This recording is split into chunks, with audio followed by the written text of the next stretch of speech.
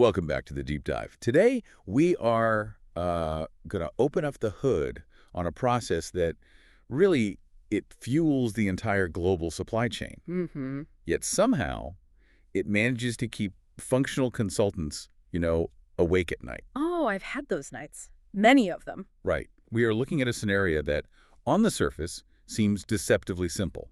You've got a customer. Yeah. They want to buy something. You have some of it, but you don't have all of it. The classic shortage. It really is the bread and butter of logistics, isn't it? I mean, if everyone had infinite inventory, our jobs would be, well, very boring. Incredibly boring. Mm. But here's the catch, right? In the old days, maybe you just held the order. You'd wait until the manufacturing line finished the next batch, or, the boat arrived from overseas. Yeah, you just put it on hold. Exactly. But now, in the age of Amazon and I need it yesterday, waiting just isn't an option. You ship what you have. You ship the 60 units sitting on the shelf. You back order the 40. And that's the moment. Yeah, and suddenly you're not just moving boxes anymore. You are navigating a complete minefield of financial compliance, system logic, and master data hierarchies. And that is where the wheels usually come off. Because physically splitting a shipment is easy. I mean, putting two boxes on two different trucks, that's just labor. Anyone can do that. Right. But getting an ERP system like SAP to recognize that split, create the right documents, and this is the most important part, bill the customer correctly without triggering an audit flag. That is an art form. That is our mission today. Uh-huh. We are doing a deep dive into the SAP change request specifically for enabling partial delivery and partial billing. We're going to walk through the entire life cycle of this requirement. The whole thing. The whole thing. We're talking about the initial consulting blueprint, all the hidden traps in master data, the deep configuration, the IMG, and then finally how to troubleshoot it when the system inevitably says, computer says no. This is essentially the survival guide I wish I had 10 years ago. It's the difference, really, between a project that goes live smoothly and one where you're spending all your weekends fixing billing blocks and reconciling accounts. Okay, so let's start with the why. Why do we care so much about this specific configuration? Why can't we just, ship the goods and figure out the billing later? Why does the system need to be so precise about this split? It all comes down to one thing. The revenue recognition principle. The golden rule of accounting. It is the golden rule. You cannot recognize revenue, meaning you cannot bill the customer until the transfer of ownership has actually occurred. Okay. So if you have an order for 100 widgets and you bill the customer for 100 widgets, but 40 of them are still sitting on your warehouse shelf because of a stock out, you've just committed fraud. Fraud seems like a really strong word, but in the eyes of an auditor, that's what it is, isn't it? It is. Exactly. Maybe it's not intentional fraud, but it is a material misstatement of your financials. You're claiming revenue for goods you haven't delivered. And believe me, your auditors won't care about your intentions. They only care about the matching principle. Revenue must match the period in which it was earned. So the system then has to be smart enough to completely decouple the order quantity from the billing quantity. Precisely. And it sounds so obvious when you say it out loud, but out of the box, systems love to default to the order quantity. They assume this perfect world where the order equals the delivery equals the invoice. A one-to-one-to-one relationship. A perfect world that never exists. So our job as consultants is to configure the system for the imperfect world. We need to create a flow where one single sales order splits into two outbound deliveries, which then generate two separate billing documents, and it all has to link back to that single source of truth. And you have to do it without completely breaking the data integrity of the whole system. Yeah. Okay, so let's set the stage. We are in the blueprint phase. This is before we touch a single keyboard. We haven't even logged into the SAP GUI yet. You are sitting across the table from the business owners, the logistics director, the CFO, maybe the sales VP is there. What are you asking them? The very first question is always about scope. Is this partial delivery logic for everyone, for every single customer? Why does that matter so much? I mean, can't we just turn it on globally and say, hey, we're super efficient now, we ship what we have? You could, but you would likely regret it within a week. Imagine you have a customer, like a government entity or a massive retail chain. Their contracts often stipulate ship complete. Ah, right. Like if they order a kit or a specific set of components for an assembly line. Exactly. If they order a kit that needs 10 parts to work and you send them 6 parts today and promise the other 4 next week, what good are those 6 parts to them? They're useless. They're just taking up space. They clutter up their receiving dock. They might even reject the shipment entirely at the dock. It causes chaos for them. They don't want partials. They want the whole thing, or they want nothing. So if you turn on partial delivery globally, you risk violating those very important contracts. So you absolutely have to know if this is a global rule or if it's a customer-specific exception-based rule. That's it. And that one question determines your entire master data strategy. If it's global, we handle it one way. If it's exception-based, we handle it in a completely different way. Okay, that makes sense. What's the next question you're asking in that room? The second question is about what I like to call chaos tolerance. Chaos tolerance. That sounds like a heavy metal band name. It should be, right. I asked them, is there a limit? I mean, if a customer orders 1,000 units and you have 1 unit in stock today, 1 more tomorrow, and 1 the next day, do you really want the system to generate 1,000 separate deliveries and 1,000 separate invoices? That sounds like an absolute nightmare for shipping costs. You'd spend more on FedEx or DHL than the profit margin on the product itself. Exactly. But if you don't ask the question, the system might just allow it. SAP will do exactly what you tell it to do. If you say unlimited partials, it will happily let you ship 1 single unit at a time. So the business usually comes back with a rule. Usually, yeah. I'll come back and say, okay, that's a good point. Max partial deliveries is 3. Or, look, we allow 1 initial shipment and then 1 backorder cleanup shipment. That's it. 2 total. And that's a critical constraint, because if you don't define that max number, the warehouse is just going to keep picking whatever is available, and the transportation budget gets completely blown out of the water. Correct. You have to balance that service level, getting the customer their stuff quickly, with the operational cost of actually shipping it. What about the end of the process? You mentioned a close enough rule. The under-delivery tolerance. This is huge. If a customer orders 10 units and you ship 9, is the order done? Is it finished? I would assume most businesses would say no. Send me the last one. Not always. Not at all. If it's cheap hardware like, say, bolts or washers or industrial fluids, or something where the shipping cost of that last single unit exceeds its value, the customer might just say, don't bother, keep it. Okay. But if you don't define that rule in the blueprint, the system will keep that order status as open or being processed forever. It just sits there, in limbo. It just sits there on your back order processing report, that's transaction VB2, until the end of time, waiting for that 1 single unit to come into stock. And that has to mess up your planning, your MRP runs, everything. Yeah. Because the system is constantly thinking, oh, we still need 1 more bolt for customer X, and it keeps trying to procure it. It clogs the arteries of the supply chain system. It's just noise. So we need to define those tolerances right up front. If we are within, say, 5% of the total quantity, just close the order automatically. Got it. Okay, one last blueprint question. Yeah. The trigger. When do we actually bill? This is the eternal fight, between the warehouse manager and the CFO. I can imagine.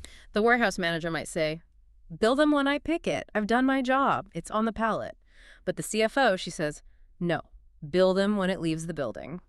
In SAP, we almost always want to bill on PGI post-goods issue. PGI is the moment of truth. It is. It's the legal transfer of stock.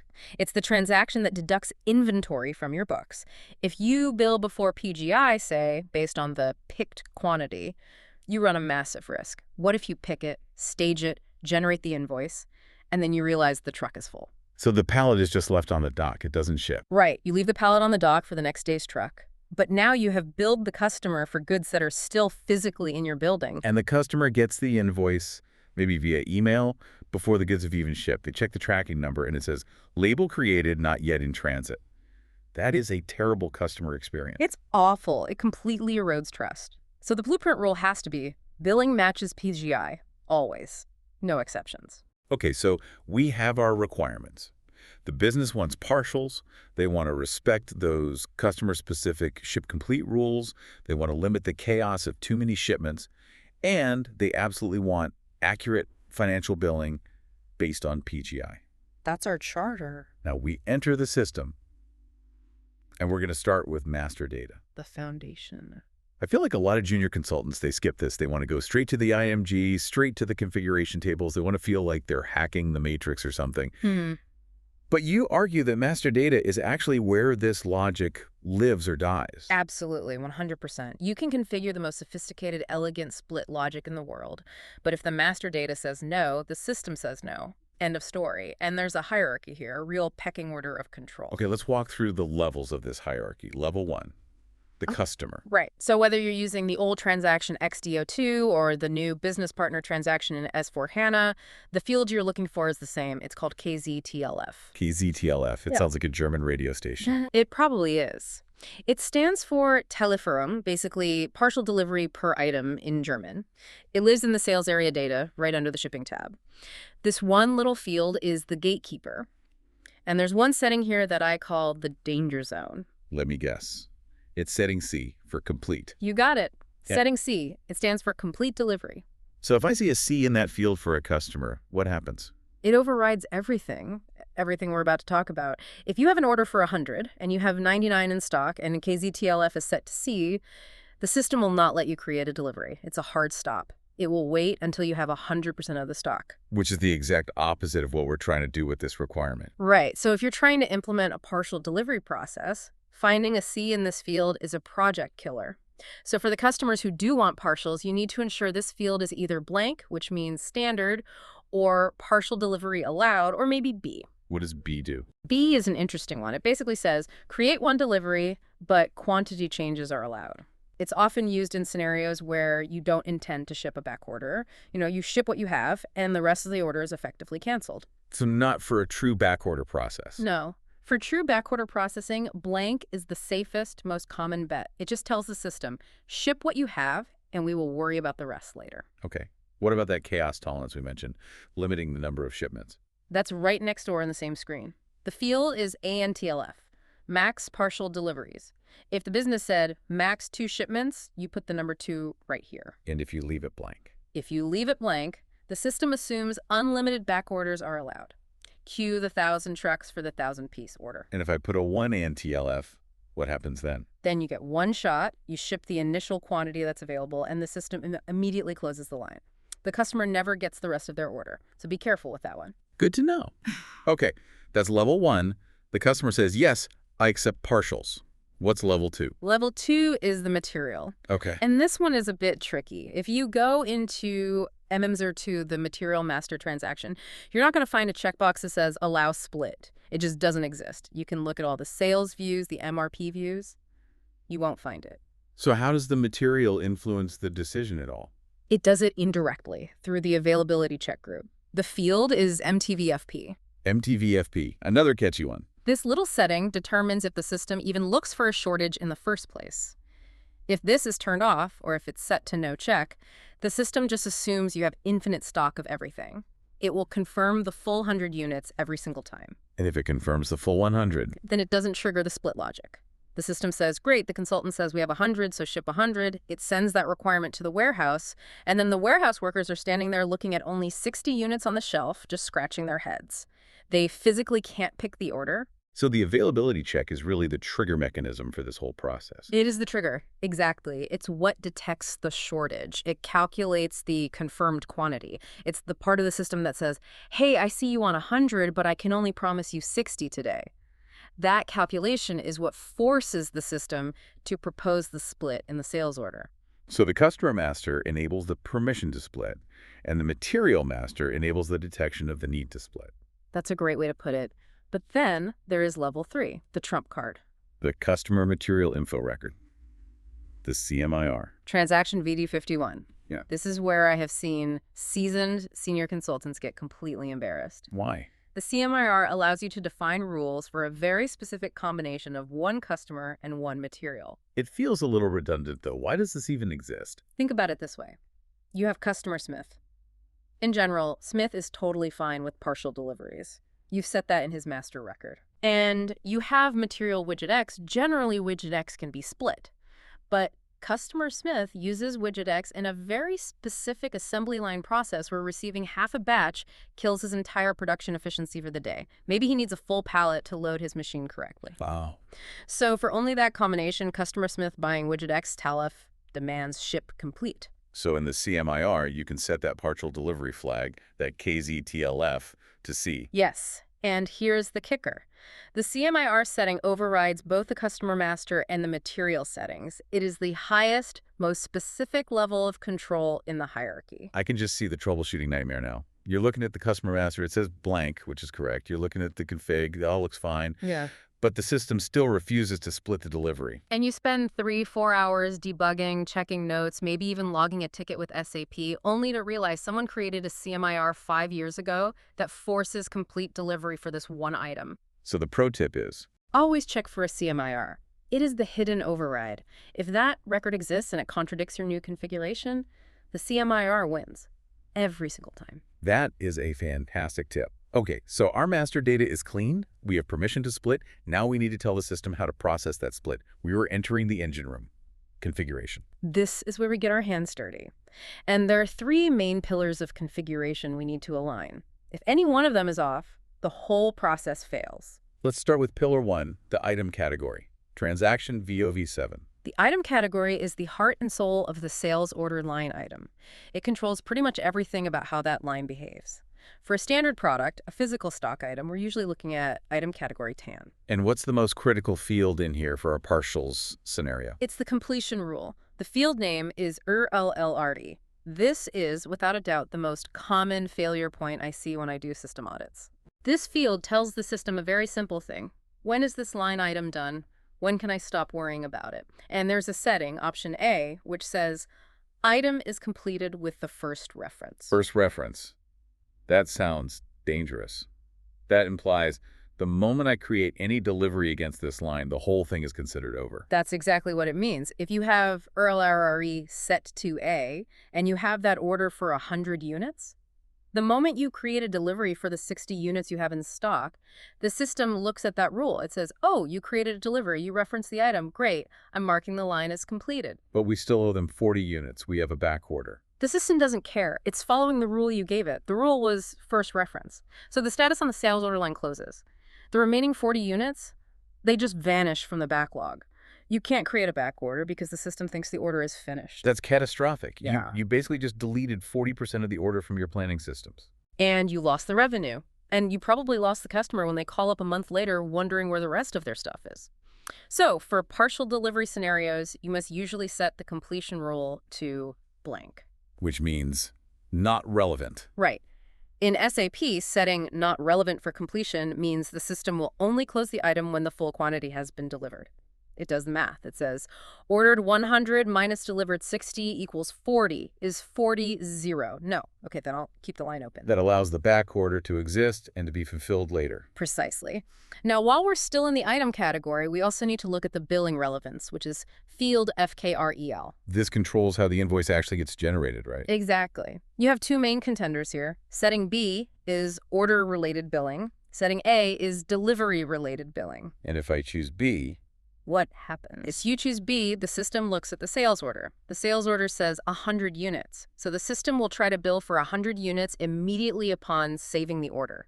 It doesn't care that you've only shipped 60 or even shipped 0 yet. It bills a contract. okay, that makes sense for services or consulting hours maybe, but for physical goods. It's terrible for physical goods. It brings us right back to that audit problem. We are billing for goods we haven't shipped. So we have to use setting A's. You must use setting A. This tells the billing engine. Ignore the order quantity. Look at the delivery quantity. And since we're going to split our delivery into 60 units and then 40 units, the billing will follow that split perfectly. Okay, so pillar 1, item category, is set. Now pillar 2, copy control. Specifically, copying data from the sales order to the delivery. Transaction VTLA. This acts as the bridge. We're moving data from the sales order, which is created in VA01, to the outbound delivery created in VL01N. And the key here is the requirement routine. We usually use a standard one, like routine 1 or similar logic. What's the job of this routine? What's it doing behind the scenes? It's a gatekeeper. Its main job is to check the confirmed quantity on the sales order schedule line. Remember that availability check from earlier? Yeah, it calculated that we can only promise 60 units for today. Exactly. This routine ensures that when we go to generate the delivery, we don't accidentally copy the full ordered quantity of 100. It restricts the data flow to only the confirmed amount. So it effectively stops us from creating empty deliveries or deliveries for stock that we don't actually have. Exactly. It keeps the warehouse data clean and actionable. If the confirmed quantity is 0, the delivery creation will fail. This prevents the warehouse team from receiving a pick list for items that don't even exist in the bin. Now for the big one. Pillar 3, Copy control from the delivery to the billing document. Transaction VTFL. This is where the money is made. This is the financial safety net. It's the last line of defense for accuracy. We are mapping our delivery type, usually that's LF for an outbound delivery, to our billing type, which is usually F2 for a standard invoice. There's a heading in here called billing quantity, and this is a subtle but absolutely critical distinction.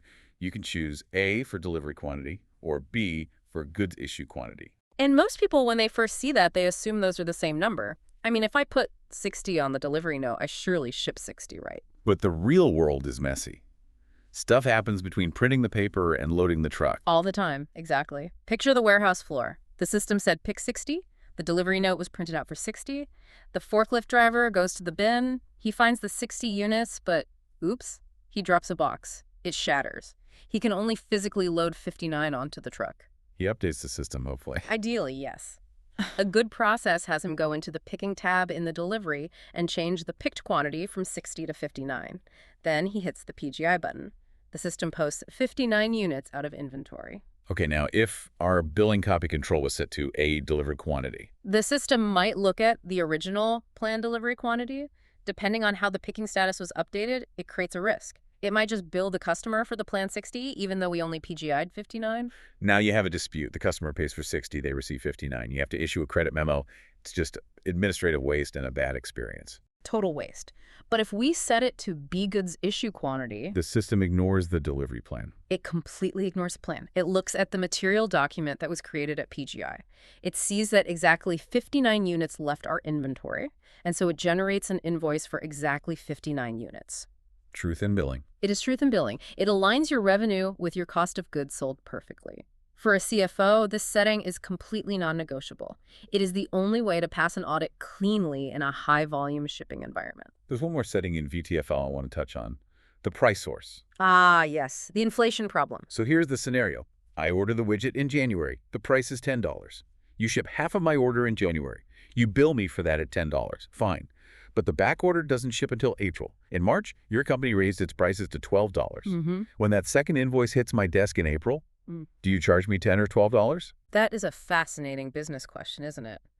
Legally, the sales order is usually considered a binding contract. You agreed to sell it to the customer at $10. The fact that you were out of stock is your problem, not the customer's. You shouldn't penalize them with a price hike because your supply chain was slow. So we want to ensure the system honors that original agreed-upon price. In most cases, yes. In the copy control, there's a pricing type, or price source field. If you select a setting like G, it copies the pricing elements unchanged from the source document. In this case, the sales order. It preserves that historical price of $10. And what if you select B? B stands for carry out new pricing. It would go out and find the current valid price at the time of billing. It would pull that new market rate of $12. That's a really dangerous switch to flip without realizing it. You could inadvertently tick off a lot of your most loyal customers. Can you imagine that call? Why am I paying more for the stuff you forgot to ship me last quarter? Yeah, that's a bad call to get. Unless, of course, your contract specifically states price at time of delivery, which does happen in volatile commodities like oil or gold. But for standard finished goods, you probably want to stick with G. Okay. We have built the machine, the blueprint is done, the master data is set, the configuration is locked in. Now we have to simulate. I want to walk through the test script. Visualize this for us. We are sitting in the lab environment. Let's do it. We're in the SAP quality system. We've got our coffee. We are ready to break things. Step 1, the setup. What's first? First, we go to Transaction MMBE, the stock overview. We have to verify that Material X has exactly 60 units in unrestricted use stock. We need that shortage to trigger our logic. If we have 100 units in stock, the whole test is invalid. Right. Step 2, the order. VA01. We enter our test customer C1, Material X, and a quantity of 100. Then we hit Enter. And what do we see on the screen? We should see a pop-up, the availability control screen. This is our MTVFP setting doing its job. It proposes a split. It shows line 1 with 60 units confirmed for delivery today. Then it shows line 2 with the remaining 40 units, maybe with a future date if we have planned inbound stock, or no date if we don't. We accept that proposal. We save the order. Now step 3, The first delivery. We go to transaction VL01N, we reference our new sales order number. The system should default the quantity for delivery to 60. It shouldn't even let us try to grab 100. We pick, we pack, we PGI. Our inventory and MNBE drops to 0. Now step 4, the invoice. Transaction VF01. We create the billing document by referencing the delivery. We must check the net value. It has to match the price of 60 units. Perfect. This confirms our billing relevance A, and our copy control settings are working as expected. Okay, now the waiting game. Step 5, replenishment. Right. A week later, the vendor truck arrives. We go to MyGo. We do a goods receipt for 15 units into stock. Now we have enough to fulfill that back order. So step 6, creating the back order delivery. We go back to VL01N. We reference the exact same sales order number as before. This is the moment of truth, isn't it? It really is. The system scans the document flow of that order. It sees ordered 100, delivered 60. Therefore, open quantity is 40. It also sees we have 50 in stock. It should propose a delivery for exactly 40 units. And if it proposes 50... Our configuration is broken. We likely over-delivered and now have a problem. And if it proposes 0... Then our item category completion rule was probably set to A. The system thought the order was already done and closed it prematurely. But assuming it works perfectly, we get a delivery for 40, we PGI it, and now step 7, the final bill. VS01 again, we bill for the final 40 units. And finally, the last check. We check the status. We go back to the sales order in VA03, we look at the header status. It should finally, after all this, say, completed. It is so satisfying when that loop finally closes. It really is. It means the system behavior perfectly matches the physical reality of what happened in the warehouse. But let's play devil's advocate for a minute. That was the happy path. Things rarely go that smoothly in a real project. Let's talk about the messy edge cases. What about under-delivery? Oh, this happens all the time. You order 100, we ship 98. The customer calls and says, look, don't send a truck out just for 2 units. It's a waste of carbon and cash for both of us. Just close it. If we do nothing, what happens in the system? The system waits. That order status stays being processed. It keeps reserving stock or creating procurement proposals for those 2 units forever. So how do we automate that cleanup process? We use the under-delivery tolerance field. It's in the customer master, or you can set it in the info record for more specific control. Let's say we set it to 5%. Okay, so if we ship 98. The system does the math. 98 is within 5% of the ordered 100. It says, okay, that's close enough, and it automatically flicks the sales order status to completed and kills the backorder requirement. No manual intervention is needed at all. That's real efficiency. Yeah. Now what about the opposite, over-delivery? Yeah, think bulk, liquids, grains, cables. You order 100 meters of cable. The spool it's on has 105 meters. You're not going to cut the 5 meters off and throw it in the scrap bin. You ship the whole spool. But the system by default will block you because 105 is greater than the ordered 100. It'll give you an error message, order exceeded. Right. So we set an over-delivery tolerance, maybe 10%. This gives the warehouse permission to PGI the full 105. And because of our copy control setting billing, based on PGI quantity, what happens to the invoice? The invoice is automatically created for 105 units. You get paid for that extra cable. Yeah. If you had billed based on the order quantity, you would have just given that 5 meters of cable away for free. So the configuration literally equals revenue. Literally. In high-volume bulk industries, getting that one setting right can be worth millions of dollars a year. Wow. Okay, one final edge case that drives support teams completely crazy. The manual cancellation. Customer orders 100, you ship 60. They call up and say, I don't need the other 40 anymore. Cancel the back order. No tolerance was set. How does the user fix this? The lazy way, and the completely wrong way, is to go into the sales order in VAO2 and just change the order quantity from 100 down to 60. Why is that wrong? I mean, the result is the same, isn't it? The order closes. The result is not the same for the data. If you change the order to 60, you have rewritten history. You are telling the system the customer only ever wanted 60. You lose the critical data point that says, we failed to supply 40. So your lost sales report would show 0. Your service level agreement, your SLA metrics, they would look perfect. Yeah. Even though you failed to deliver for the customer. Exactly. You are lying to your own analytics. And when the sales director asks, why are our revenues down this quarter? You won't know it's because of stockouts. The data won't tell you. So what is the right way to do it? You use a reason for rejection. You go into VA02, you select the line item, and you apply a rejection code like customer canceled balance. And what does the system do with that rejection code? It closes the line item. It removes the demand from the planning table, MD04, so the warehouse stops trying to buy stock for it.